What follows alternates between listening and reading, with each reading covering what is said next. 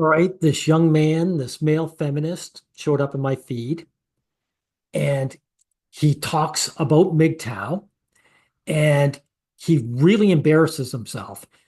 He really believes in his own spiel because he brings up very important mgtow arguments, statements that are fact, and then tries to deny them. Like, duke it out. You have to have the brain power to know that if you're going to be against men and our well-being, that you have to uh, pick the weakest targets, like Andrew Tate, and go after him. He actually shows these guys what they actually say in context and steelmans their argument. Now let's get to this. Now, Spetsnaz, the disposable male. Let's hear what he has to say. Is one of the central arguments coming from the manosphere pertaining to the oppression of men in society. It's the women and children first argument, that whenever there is danger, be it war or a disaster, men are expected to put themselves on the line and protect the women and children with their lives if necessary. That's 100% known. It's not just observable reality. Guys know that. You know that. Duke it out. This is a fact. Spetsnaz talks about this concept by using the murder of Austin Hemmings in Auckland, New Zealand. So here's the quick summary of that murder. On September 25, 2008, a woman called Nonu was leaving her office when she was approached by her adopted cousin, a guy called Brown. Brown was pretty pissed because of some drama between the two, and he approached her and started yelling and being aggressive. Nonu called out for help, and a bystander called Austin Hemmings positioned himself between Nonu and Brown and tried to de-escalate the situation, only for Brown to pull up a knife and stab him. Brown was eventually arrested and imprisoned because of it. That's something he probably wouldn't have done to Nonu, by the way. She probably wasn't in the same danger. She wasn't in the same danger as the man. Matter of fact, he probably pissed him off. He said, who is this white knight getting in between me and this woman, who I'm just arguing with? the short story, although a critical element that somewhat explains Brown's murderous behavior was that he was already a convicted murderer, as he was jailed for stabbing an ex-girlfriend a decade prior, something that I'm not sure the woman knew, but Austin definitely could not possibly have known in the moment. But that was the story. He couldn't have known it, but at the same time, he wouldn't have done this for a man. That's something that Spetsnaz brought up as well, which is 100% true. If this guy, since he cares so much about his family, right? Why didn't he say, hey, I have children to look after. I got to think about them. I'll tell you why. Because the man wanted validation from a strange woman over the care of his children. It's that simple. A man confronted a woman, a bystander tried to intervene and got murdered for it. It's a senseless tragedy caused by a man that should, quite frankly, never have been let out of jail, but it is what it is. From this example, Spetsnaz makes the argument that Austin Hemmings' intervention was the result of society pressuring men to put themselves on the line for women because— But it's also innate, because Austin wouldn't have done that for a man. If he had saw two men arguing and one guy called for help, he'd either walk the other way or at best he'd call the police. He wouldn't have interfered for that man. they are taught that women need protection, while men are taught to be disposable. Now, there's definitely a grain of truth to the idea that men are taught to do this. No, it's not a grain of truth. This is where you're being dishonest. It is the truth. And you know it. My issues with this video, though, apart from the fact that I don't think the example used is a good one when you take in all of the surrounding context, is what's— I do. I think it's a perfect example. Because that guy Austin, he knew better. He should have kept his nose out of it and just called the police. And he wouldn't have done it for a man calling his help.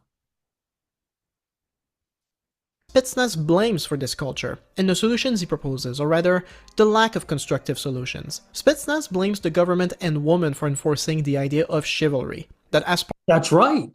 That's right. Women do demand chivalry from men. That's absolutely 100% true. Part of chivalry, men are incentivized to serve women, to protect women with their lives if necessary, because the alternative socially is to be deemed a coward and never having a partner as a result. But this is where we get to the problem I was talking about, that mgtow and broadly the manosphere, they can't call the problem what it really is, or provide solutions for it, because to do so would be to align themselves with feminists, and the manosphere stands in a position. Well, why would a man align himself with the people who hate his guts? You're the type of guy who would go to the civil rights movement and say, hey, why don't you align yourselves with the KKK? Because they would tell you they're the ones burning the crosses on my lawn. And that's why men don't, if they're smart, align themselves with a hate movement against them. Now, you have. So, I mean, just shows you just how desperate men are. To feminism first and cares for men second. Case in point, the cultural incentive to prioritize the safety of women above that of men is true. But it's not the government pushing chivalry, or women playing men into sacrificing themselves and doing all the work otherwise they get no coochie or whatever. The real problem is, say it with me, the patriarchy. Okay, you actually believe in your own spiel.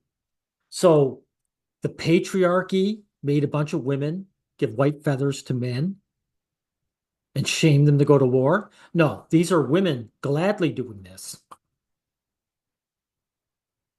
This is the government wanting men to go to war and women wanting them to go to war out of sadism. These women know that they will never, ever have to self-sacrifice. You know what I liked about, where was it? Downton Abbey. They had a couple of white feather girls show up and they kicked them out. And the guy said, no, you're the cowards to the women. He said, you're the cowards.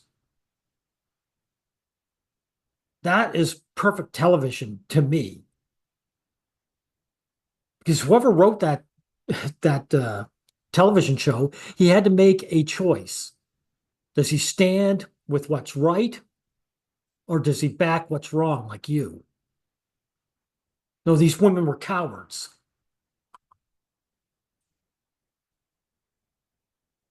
So you are just obviously wrong about this. What's your name again? Stuck out or stick your neck? Oh, Duke it out. Yeah, Duke it out. You're just obviously wrong. History is very easy to look back on. Spetsnaz's credit, he does acknowledge the patriarchy argument, although he doesn't really address it. No, he doesn't. No, he doesn't, guys. Listen to this. But when you discuss it, I mean, you hear the comments. Patriarchy is damaging to males too. But it's a deflection. Male disposability is only raised in a discussion so it can be swept aside, and blame will always be placed on men. No, he knew the risks, but he still took the job. No, men run the government. No, so it's all men's fault. No, sorry. But social conditioning. See, he's actually mocking the idea of patriarchy. Duke it out. To blame it on patriarchy, you may as well blame it on leprechauns. The patriarchy doesn't exist. We live in a matriarchy. And we always have. Is never factored into it. The lack of viable options for men is never factored into it. And the fact that women get men to do all the work for them, it doesn't mean women get to avoid taking an equal share of the responsibility. So this belief that women are innocent, blameless victims in an evil patriarchy is ridiculous. There you go. This idea that women are innocent, blameless victims in an evil patriarchy is ridiculous. There you go. So he was mocking the idea of patriarchy. You can't even get it right. But is it though? If you live in a society that has been traditionally run by men to prioritize men, then is there... No. It is to prioritize women. It's to prioritize women, not men. Where was it? Like, these women, they're not working women. That's the women who handed these feathers out, they were upper class. So they got to shame men to go to die, and then they were taken care of by men. No. This is an obvious false reality you are painting here. Duke it out. They're a bigger influence on society than patriarchy itself. You can't suggest that women have been manipulating men over the centuries to sacrifice. Yes, I can suggest that. I'm not just suggesting it, I'm saying it outright. And history's on my side, not yours. Themselves, when society is run by men have stripped those same women of virtually all power until very recently. No, bullshit lie. Bullshit. Men running the country doesn't mean they're in charge, right? If men are running the country, how come the women get to just hang around and be taken care of and the men have to go to war? Again, that's not a patriarchy, dude.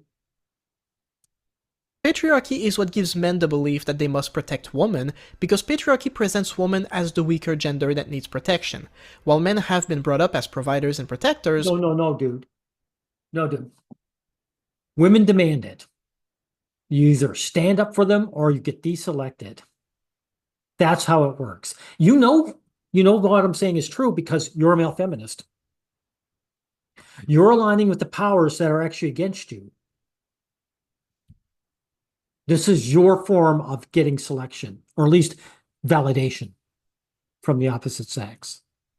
Now, guys, the Scum Manifesto is for cutting up men. That's what it stands for. I think it's society, but it's cutting up men. It's harming men. So when you side with feminist, that's what you're siding with. That was embraced by the second wave.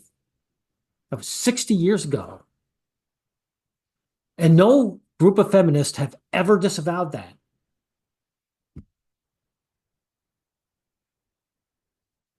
The ones who work the dangerous jobs and go to war. But if you want to understand how this is all affected by the patriarchy, just take any instance where men die disproportionately that would support the argument of male disposability, and make these situations equal. For example, do men make up the majority of military casualties?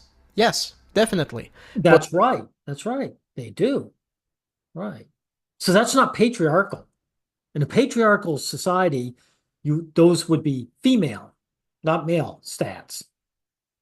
But looking back at all of those wars, were women even allowed to join the military in combat roles? No. Don't even bother, dude. Don't even bother.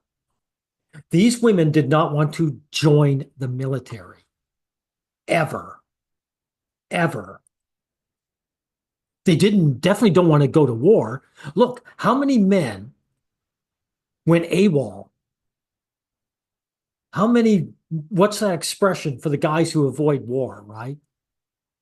Who ran away from the draft dodgers. There are male draft dodgers. Now, whenever the conscription of women are brought up, a bunch of women get together and protest it. Why would women protest something that they want to join? Right? Feminist and pacifist organizations in the United States have consistently opposed the inclusion of women in the military draft legislation. They're not opposing the draft itself, just including women. And that includes feminists, dude, the ones that you claim are good for men. So your falsehoods that you're spreading are just so easy to debunk. But continue. All casualties are going to be men, but feminists have been fighting for the right to join the military for decades. No, they haven't, dude. No, they haven't. They've been fighting for decades to keep women out. Duke it out. Why would you tell such an obvious lie that is so easily seen as a lie? Why would you do this? Do you actually believe in your own lies? And they're only now getting it. It's the same with firefighters and police. You can't complain that men die. If they want to, there's a difference between joining and being drafted, right? Joining in during peacetime is not the same as being drafted for war. Yes, firefighters, if you're not even letting women join in the first place? No, bull crap, bull crap. I'm going to bypass that because you know something? I've already proven this guy is false. Male homelessness. Let's get into this. Video called The Male Homeless. In this video, Spetsnaz talks about the struggle of homeless men and how being homeless is a vicious cycle that is very hard to escape. If anything, that video is pretty good at humanizing homeless people and explaining Men. It's men that are homeless, dude. just how bad the situation is. It's a big problem in society today that we tend to dehumanize homeless people as outcasts. The only way we can really enjoy our lives and comforts, knowing that some people live in the street and barely survive at all, is by convincing ourselves that their situation is solely the result of poor decision making. This is a logic that allows us to ignore the very real fact that our system is rigged in a way that will screw people over and keep them at the bottom to keep others at the top. But the problem with it, it doesn't explain the difference in the genders. If it's just a system keeping people down, then the genders would still be 50-50, and they aren't.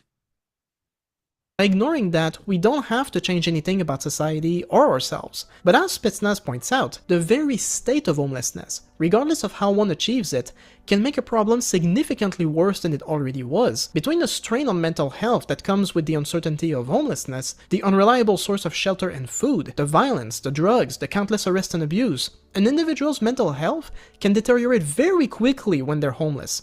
The risks to physical health, from dehydration to malnutrition, can make everything worse. So I do think raising awareness of homelessness from this angle is crucial. But in the case of Yeah, but we're talking about the differences in the gender, dude. So keep on track. Spetsnaz video, I just find myself asking, why is the focus solely on men here? Now yes, men make up the bulk of homeless people. There you go. You just answered your own question. The bulk. And even the number you are showing, Duke It Out, is low. 68.4% are considered male. It's much higher than that. And the reason why I can say that is, let's see if we can't find it here. Yes, right here. Now, the percentage of, for example, what did I do? In Chicago is higher. It says 79%. So you say the United States, but notice it's higher in Chicago. But more importantly, this is what women get. Available research underestimate the scales of women's homelessness in Canada, because women are more likely to experience hidden homelessness. What is hidden homelessness?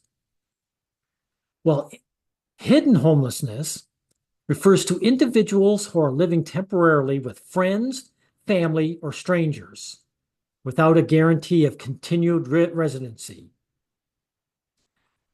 So they're claiming that women who are housed, that are sleeping on someone's couch, are the same as homeless, and they would include that. The only problem is they don't include men. What's that old expression? The guy living in his mother's basement, right? Supposedly those guys abound. Yet those guys who are living in their mother's basement, they're not included as homeless, right? They're not included as hidden homeless.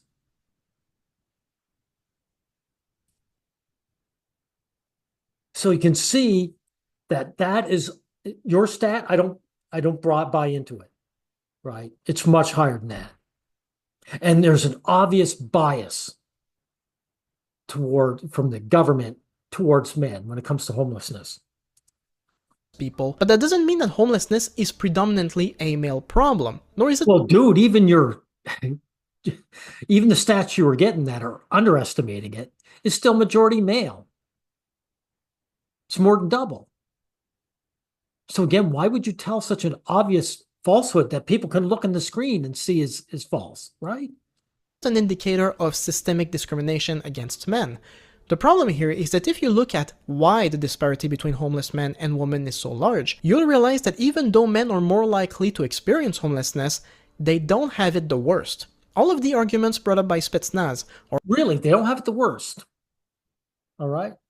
I'm going to bypass this because also I've watched already, and he just gives this bullshit about women getting raped, which I don't believe whatsoever. Also, dude, women have the ability to gain some money by trading their bodies, which homeless men can't. If homeless men could trade their sex with women for money, they would in a heartbeat. So I'm getting past those lies. Men crying. Let's hear this. That's enough about Spetsnaz, I think you get the gist. So let's move on to Barbarossa. In terms of format, it's pretty much the same. No sources, no data, just talking into a mic. But well, you don't provide any sources, dude. So who are you to speak? Brings up different topics related to mgtow, so it's worth going over. The first video is called Our Hypocritical Attitudes Towards Men Crying, and it's pretty self-explanatory. And to be clear, men struggling to express emotional vulnerability is a real issue. But once again, because we're in mgtow territory, we can't really get to the root of the issue. Listening to this video... No, the root of the issue is easy. I'm not mgtow. I can get to it easy. People do not like to see a man cry. It makes them disgusted. And when I say people, that's both genders. That's women especially. Women want to puke when they see a man crying. Barbarossa is making a lot of assumptions and approaching the topic from rather strange angles that I don't think serve the topic very well, assuming he interprets those examples correctly. The first example... Strange angles, right? Right. So he can't call him wrong. So he says this weird thing like strange angles, right? Example he uses is an anecdote of a friend of his who expressed feeling less compassion towards his boy crying than his newborn girl, essentially expecting his son to be less emotional than his daughter, and how from Bar's perspective, it seems like a part of socialization as it occurs today. Men don't cry was what Bar's friend was taught, and he's passing this notion on to his son without realizing it. And that makes sense to me. But then Barbarossa goes... How can it make sense to you if it's false? Into a weird analogy about the boy that cried wolf and false allegations, and it's really weird and unhinged, so I'll spare you that. By the 9-minute mark, he gets back to the main topic: why are men crying seen differently? Really, it's unhinged. How so? Why is there so much taboo around it? From there, Notice when these guys have something that they don't really want to comment on, they'll just bypass it. Brings up other examples, like the scene from The Walking Dead where Rick breaks down crying, and how a lot of people online made fun of the scene by making memes of it, indicating... Yeah, that's something that's easily checked out to see if it's true or not. So this is people's attitudes towards men breaking down. That's true. It's an observable reality. Does he need, a paper, stats on that, right? Does he need a study for that? Oh, by the way, guys, and you too, Duke It Out. Let's see. Here it is. This is a video of mine saying, boys don't cry. Studies suggest mothers, not fathers, show gender bias towards sons. Right? A study suggests that. So when you argue that there's no studies on something, well, when you look for studies and you find a real one, not a feminist drummed up one, they end up what? Showing what we already know. That people still see men crying as something cringe and embarrassing. He then brings up an event called tear-seeking in Japan, where men get together to cry, usually as a way to process their stressful lives, although I could not find much information on it. He then brings up other valuable points, like the notion that men holding up their emotions is actually causing health problems over time, Which is absolutely true. There's actually a lot of true stuff in that video. He also includes an example with Jaden Smith at one point challenging social norms by dressing differently, and making a point about the social construct of masculinity and how it defines how men should dress and behave. This is But again, these constructs that you're talking about, right? Where are they? They're set up by the mothers, by the women in society. Women decide what a masculine man is.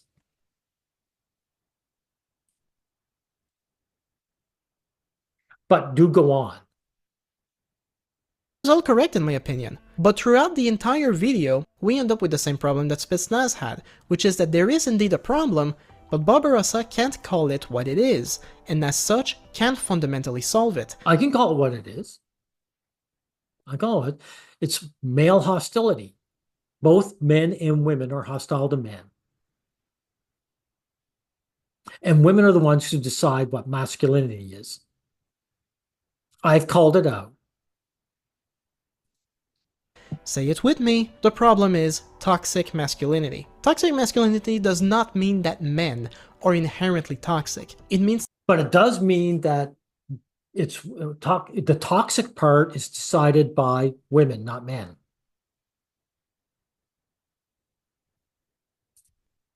that some societal expectations of masculinity are toxic, and that they are not healthy, they are poisonous. And that's what Barbarossa is circling around for the entire 40 minutes of the video. Men Well, I'm not circling around anything, right? I'm not doing that. First of all, I'm going to tell you something too, Duke it out. Masculinity doesn't exist. Because if it existed, then it would have a set definition that doesn't change. But it does change it. It changes on the whims of women. Where did I find that? It changes on the whims of women.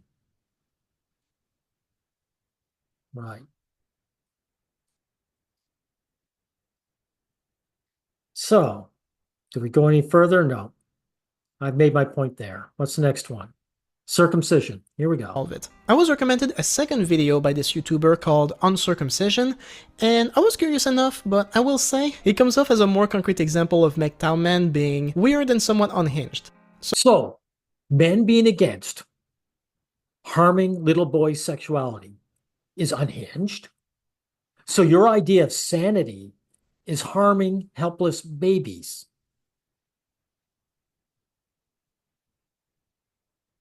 That doesn't say much for your character, Duke it out. So, there is a lot of debate around circumcision, right? Like, should it be allowed? Should it even be normalized? And broadly speaking, I tend to side with Bar here. I don't think circumcision should be done unless it's medically necessary, and a good chunk of circumcisions come from religion like Judaism and Islam. No, dude, no, they don't. Gentiles adopted circumcision from the Jewish community or the Jewish religion, not for religious purposes, but in an effort to prevent masturbation. Masturbation in boys, not girls, right? Well, where is it here? We'll find it. Here we are. The historical practice of male circumcision in Western countries, particularly during the Victoria era, was significantly influenced by the belief that it could prevent masturbation. Right? It's an attack on male sexuality. It's a disgust of male sexuality, your sexuality. You're a guy. And so people find your sexuality disgusting. The thought of a boy pleasuring himself is so disgusting to people that they cut him with the idea that he'll have no sensation there. And his member will be strictly a function of baby making, but no pleasure for him. So your idea that it's religious, it's just false.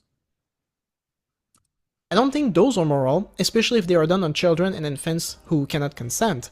But those are usually the main reasons for circumcision: religious tradition, medical necessity. Well, how come they don't allow circumcision for grown women then, who can consent?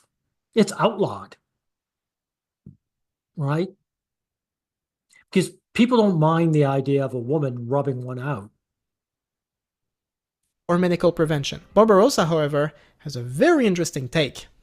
When we circumcise young boys or infant boys, what are we doing to them? We are surgically mutilating their genitals, and we are assuming that one day, perhaps 14 or 15 years into the future, they will be appreciative of the fact that their parents did so when the boy starts taking an interest in women sexually.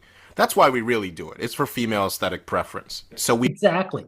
Female is aesthetic pleasure. Exactly. Right? Let's see if I can't find something that backs that up there. Well, look at here. A majority of women express a preference for circumcised male partners. Right? And they include factors such as appearance. There you go. And perceived sexual pleasure. Right.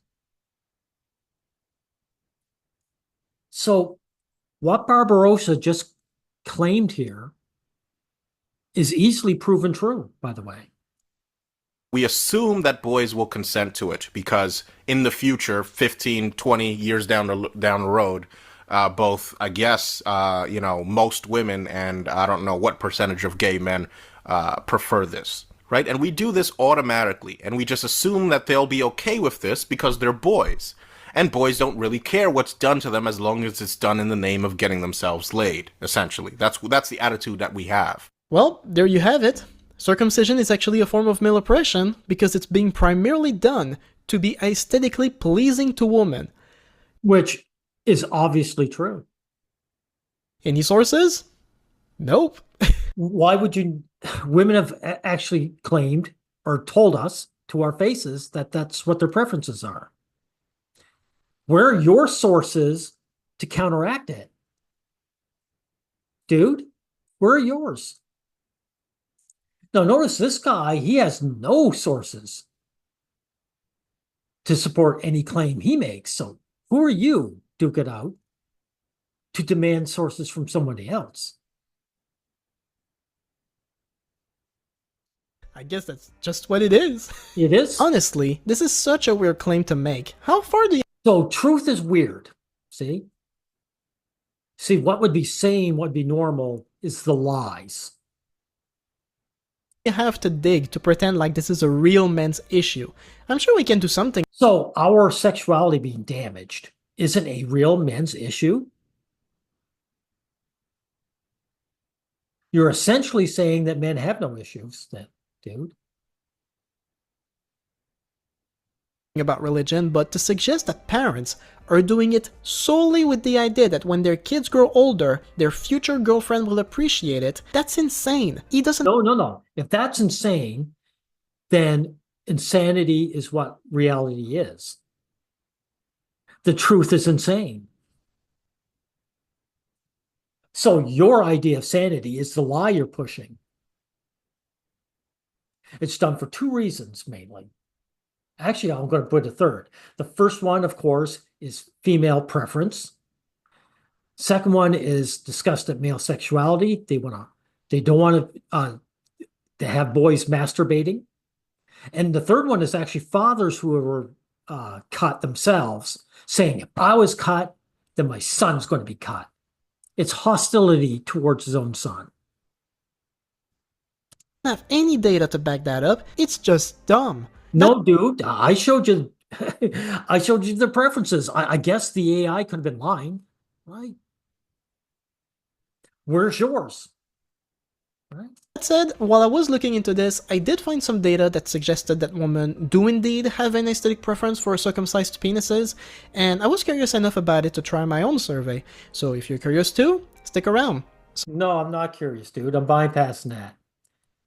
So you said it was insane, and then you found out it was true. Right. What's this one? Thinking Ape. I'm going to bypass Thinking Ape because, let's see. I'm going to get to the nitty-gritty. False allegations. Here we are. I was wrong about that. There's of course a lot of other content that's more adjacent to mgtow rather than mgtow itself, but it's the kind of content that helps reinforce some of the manosphere. If it's adjacent to MGTOW and not MGTOW itself, it proves that men have real issues. You could wipe MGTOW out and we'd still have these issues. Talking points that permeate mgtow, and one channel recommended to me was Aiden Paladin. Given that this video is meant to be about mgtow, I don't want to get hung up on Aiden for too long, so consider this a bit of a bonus round before we get back to mgtow. The only thing I'll praise Aiden for is the visual quality of her content. It's well edited, it's slick, it's well paced. Overall, this is a massive step up from any mgtow YouTuber I've seen. Her videos are long formatted essays covering— or yours as far as that goes. So what difference does that make, dude? I don't judge you by the flashiness of your channel. Is what you are saying true or not? That's what matters. different topics, generally from a right-wing perspective with an aesthetic of academia. I say aesthetic— oh, by the way, dude, both the right and the left are hostile to men. So to me, it doesn't matter. I don't bother with those partisan politics. because while she presents herself as a social scientist, at the end of the day, she's just a YouTuber and a reactionary. Case in— true, but then so are you and I. You're just reactionary. Does that mean everything you say is false? You want to be listened to, don't you? Right. point, no one needs to cite their sources like this on YouTube. You could literally just leave links to your stuff in the description. Wow. So you complained about people not citing their sources, and she did. And now you're complaining about that.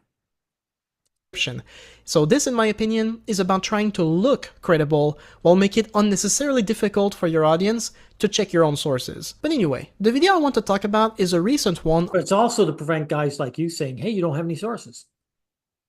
On the 2% myth of false allegations. False allegations is a big component of the manosphere. It's the idea that any woman can ruin any man's life by falsely accusing them of essay, and so this video was sent to me as proof that the actual number of false allegations is much higher. Now again, this is merely a bonus segment, so I'm not going to get into the whole thing. I just want to point out, using a single example, that Aiden's research is incompetently bad and biased, and how discovering that one part for myself basically gave me the excuse I needed not to engage— No.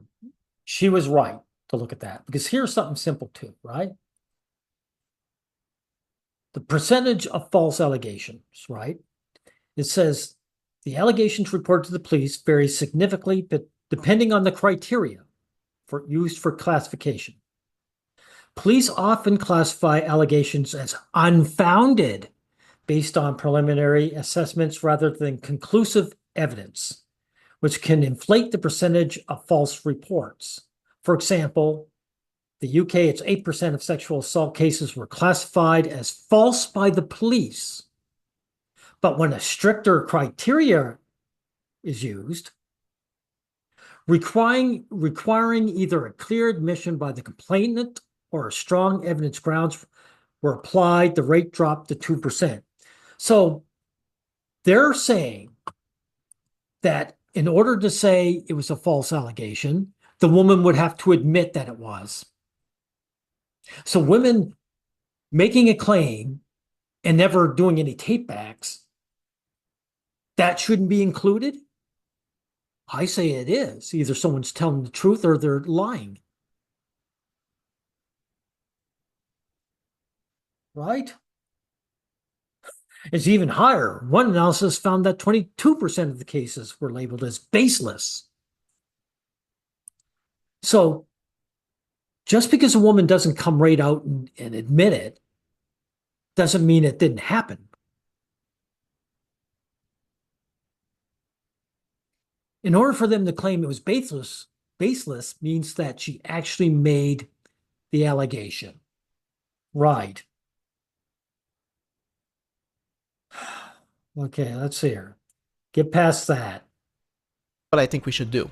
With that out of the way, let's get back to mgtow and how I feel about it after watching a decent amount of it. So No, right off the bat, actually, I think— we'll pass that because I'm concerned. I'm concerned with the truth. Unfairness in divorce. from reality and you're terminally online. And yeah, I think that's a good chunk of what mgtow is. But the same way I don't want to say all I'll see that. Hey, you're online all the time, guys. Therefore, what you say is false, even though you're the one being proved to be false all the time. I guess, what's your name again? Duck it out or take it out, duke it out. I guess you must be eternally online then. content is necessarily the same, I don't want to suggest that all mgtow men are young incels in denial. One of the biggest talking Well, thinking ape's old. Right. points that I've heard, not from the content I watched, but from my comment section at least, is the unfairness of marriage. There were a lot of mgtow men that said, you know, that divorce favors women, that marriage incentivizes women to divorce, with some people even saying that when I get there myself, I will better understand mgtow. So that will be the last main segment for this video. Is marriage unfair to men? That's a rhetorical question. It's 100% yes, of course. Women are rarely ever forced to pay child support or alimony. Rarely. And actually, a lot of men suffer estrangement from their family by women. These are just cold, hard facts. And the answer is, kind of, but it really depends on No, the answer is yes. how you interpret the data. For example, Well, you would have to use a different interpretation in order to make truth false and falsehood truth. I don't have to do that. the vast majority of divorces lead to the mother having full custody of the kids. That is There you go. So you're proving their point. true. But is that an example of divorce courts favoring women? Yes. If you don't see that, look, if the genders were reversed, you'd be saying definitely yes.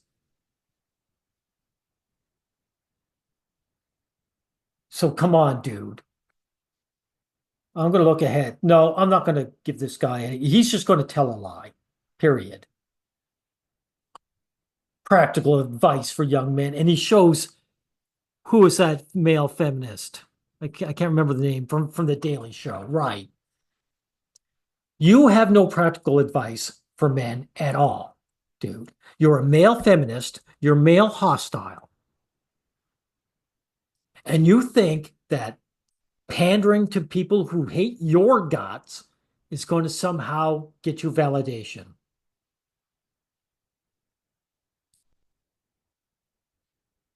Anyway, I'm ending it here. And you've been exposed for a guy who is either an outright liar or you actually believe in your own propaganda. Now, luckily for me, your subs count is only 1,000. So you're just a guppy. But still, I think it's good to debunk this nonsense. No, I shouldn't call it nonsense. This hatred. What you are doing is spreading hatred towards your fellow man. And that's what I am addressing here. We'll end it here.